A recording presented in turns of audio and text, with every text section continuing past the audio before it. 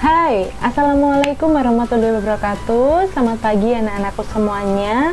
Selamat siang, selamat sore, dan selamat malam. Halo anak-anakku semuanya, bagaimana kabarnya hari ini? Alhamdulillah.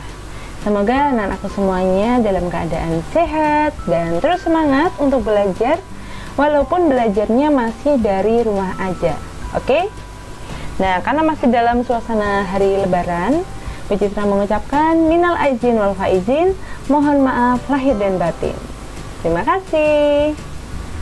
Oke anak-anakku semuanya, setelah libur panjang, libur Lebaran, sekarang sudah waktunya anak-anak masuk sekolah kembali, dan artinya pelajaran juga sudah dimulai lagi. Ya. Oke, hari ini Bu Citra akan menjelaskan untuk pelajaran PJOK untuk kelas 4, tema 9, subtema 1 atau pelajaran 1. Nah, semangat ya anak-anak untuk belajar. Setelah libur harus tambah semangat, oke? Oke, mantap. Sebelumnya anak-anak, kita berdoa terlebih dahulu supaya pelajaran hari ini berjalan dengan lancar. Bu Citra persilahkan anak-anakku semuanya untuk sikap siap sempurna. Berdoa dimulai.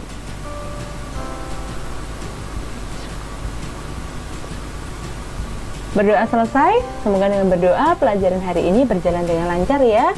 Amin.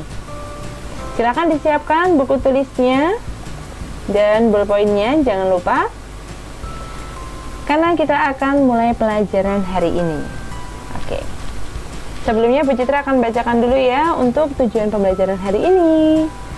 Selamat datang murid-muridku. Tujuan pembelajaran hari ini adalah yang pertama, setelah menyimak penjelasan guru, peserta didik mampu menunjukkan jenis-jenis cedera dalam aktivitas fisik dan kehidupan sehari-hari. Yang kedua, melalui pengamatan dan diskusi, peserta didik mampu mendeskripsikan jenis-jenis cedera dalam aktivitas fisik dan kehidupan sehari-hari. Nah, materi hari ini adalah jenis cedera dan cara penanggulangannya. Nah, maksudnya apa ya? Oke, kita akan bahas ya anak-anak. Untuk yang pertama, pengertian cedera. Cedera diartikan sebagai keadaan bagian tubuh yang mengalami gangguan dan menimbulkan rasa sakit. Ya, apakah anak-anak pernah cedera? Pernah mengalami bagian tubuh yang mengalami gangguan seperti kesleo atau luka atau memar atau lain sebagainya. Apakah pernah? Kalau pernah rasanya gimana? Sakit atau tidak? Iya. Kalaupun tidak sakit mungkin tidak nyaman ya. Betul? Oke. Lanjut ya. Untuk itu, anak-anak, saat berolahraga, kamu harus berhati-hati. Kamu juga perlu melakukan pemanasan terlebih dahulu agar terhindar dari cedera. Karena saat berolahraga, kadang terjadi gerakan yang tidak terduga, sehingga bisa mengakibatkan cedera. Bahkan dalam kehidupan sehari-hari, kita bisa juga terkena cedera loh. Nah, anak-anak harus hati-hati ya. Karena akibat dari cedera ini, gerak tubuh kita jadi terhambat, dan tentunya membuat kita tidak nyaman. Oke, next. Untuk jenis-jenis cedera ada dua. Yang pertama yaitu cedera dalam aktivitas fisik atau saat berolahraga. Yang kedua yaitu cedera dalam kegiatan sehari-hari. Next. Kita akan membahas dulu yang pertama, cedera dalam aktivitas fisik atau saat berolahraga. Nah, biasanya cedera yang sering terjadi itu seperti memar, cedera otot, pendarahan, dan pingsan. Nah, kita akan bahas dulu yang pertama yaitu memar. Coba anak-anak perhatikan dulu. Ini ya, ini yang namanya luka memar. Luka memar itu seperti ini. Bentuknya seperti ini. Bisa lebih besar dari ini atau lebih kecil dari ini. Tergantung tergantung terjadinya itu kenapa, benturannya itu kenapa, atau ini terjadi karena apa. Nah, memar itu adalah keadaan cedera yang terjadi pada jaringan ikat di bawah kulit. Nah, ini memar ya anak-anak. Memar ini biasanya terjadi karena benturan atau pukulan pada kulit. Kulit menjadi kebiru-biruan atau kehitaman. Nah, rasa nyeri karena luka memar ini biasanya ringan sampai sedang. Waduh. Dan bisa terjadi juga pembengkakan. Aduh, serem ya. Dapat terjadi juga memar ini di daerah kepala, bahu, siku, tangan, dada, perut, dan kaki. Aduh, macam-macam ya. Kalau anak-anak mengalami memar, penanganannya seperti ini. Yang pertama, kompres es dan air panas secara bergantian tiap 3 jam sekali selama 12-24 jam.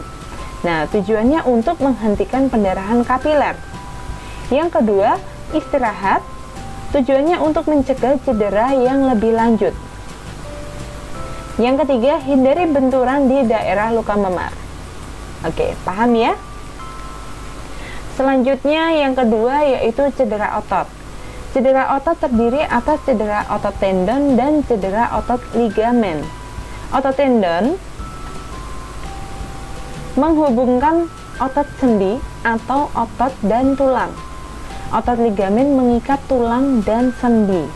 Nah, ini ada gambar cedera otot pada pergelangan kaki. Nah, ini yang warna merah ini maksudnya ini adalah lukanya ya. Ini adalah cederanya itu di bagian sini.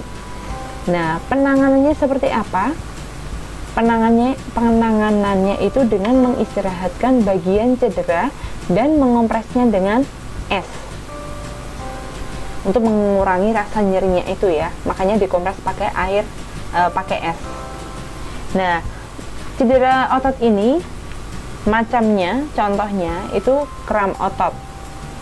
Nah, ini ada gambar, ini adalah kram otot, ini maksudnya warna merah ini adalah cedera kram otot. Nah, kram otot ini biasanya terjadi karena kelelahan otot.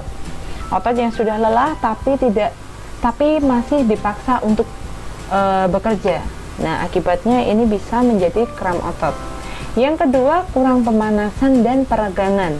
Yang ketiga, gangguan sirkulasi darah menuju otot. Selanjutnya, kram otot ini dapat menyebabkan rasa nyeri. Berdasarkan pengalaman Bu Citra, kalau pas lagi kena kram otot, itu rasanya otot itu kayak ditarik terus, udah kenceng tapi masih ditarik terus. Nah, itu rasanya seperti itu dan nyeri banget pokoknya. Nah, itu ya, ini ada gambarnya ya. Selanjutnya, cedera yang ketiga yaitu pendarahan. Saat beraktivitas fisik, seseorang dapat mengalami pendarahan. Pendarahan yang sering terjadi adalah pendarahan hidung, mulut, dan kulit. Oke, kita akan bahas untuk pendarahan hidung atau yang biasa disebut mimisan. Nah, di sini ada gambar, 3 gambar ini. Di sini ada yang dicentang hijau, ada yang disilang merah, dan ada gambar anak kecil yang sedang mimisan bersama dengan orang tuanya. Ini maksudnya apa ya anak-anak? Oke, kita akan bahas untuk yang mimisan dulu. Ini mimisan. Di sini ada gambar tanda centang ini, maksudnya ini posisi orang yang sedang mimisan ini. Dengan posisi seperti ini benar. Tapi kalau orang yang mimisan posisinya malah kepalanya itu bahasanya tuh gini. Jadi mengangkat kepalanya itu ke atas gini atau mendongak namanya mendongak atau mendongkak. Mendongak maksudnya dangak gitu ya. Kalau bahasa Jawanya dangak. Oke, anak-anak paham ya maksudnya Bu Citra? Yang tahu maksudnya Bu Citra silahkan komen di bawah. Ya, lanjut. Jika anak-anak mengalami mimisan atau anak-anak melihat orang lain mimisan, yang harus anak-anak lakukan adalah tetap tenang. Jangan panik melihat darah keluar dari hidung. Jangan panik, tenang aja. Yang kedua, posisikan orang yang pingsan itu untuk duduk dengan kepala agak menunduk. Nah, ini gambarnya seperti ini. Yang ketiga, tekan hidung dengan lembut menggunakan tisu bersih. Yang keempat, kompres dingin sekitaran hidung. Yang kelima, jika pendarahan masih belum berhenti, langsung bawa ke dokter. Nah, ini bisa anak-anak jadikan alternatif dulu sebelum dibawa ke dokter. Pendarahan yang kedua yaitu pendarahan dari mulut. Pendarahan dari bibir atau gusi dihentikan dengan penekanan langsung dan kompres dingin. Yang kedua, jika terdapat gigi goyang atau fraktur, gigi tidak dicabut, korban dibawa ke klinik atau rumah sakit untuk segera ditangani dokter. Cedera yang keempat yaitu pingsan atau kehilangan kesadaran. Pingsan adalah keadaan yang disebabkan berkurangnya aliran darah, oksigen, dan glukosa. Korban biasanya karena kelelahan, terpapar sinar matahari dalam waktu yang cukup lama, dan kelaparan. Lapar itu juga bisa bikin pingsan ya. Makanya anak-anak jangan sampai telat makan. Nah, untuk penanganan orang pingsan ini macam-macam anak-anak, karena ada macam-macam tipe orang pingsan. Yang pertama, jika wajah orang yang pingsan itu pucat karena kelelahan atau lapar, segera baringkan di tempat tidur, letakkan kepala orang yang pingsan itu lebih rendah dari kaki agar darah mengalir ke kepala korban itu. Yang kedua, jika wajah orang pingsan itu memerah, sanggah kepalanya dengan bantal atau sesuatu, tujuannya agar darah mengalir secara normal. Yang ketiga, jika korban muntah, miringkan kepala agar muntahan tidak menghalangi jalan pernafasan. Yang keempat, jika pakaian yang dikenakan korban terlalu ketat, kendurkan. Ini dimaksudkan agar korban dapat bernafas dengan lega. Yang kelima, jika korban sudah siuman, beri minuman air gula atau teh manis hangat.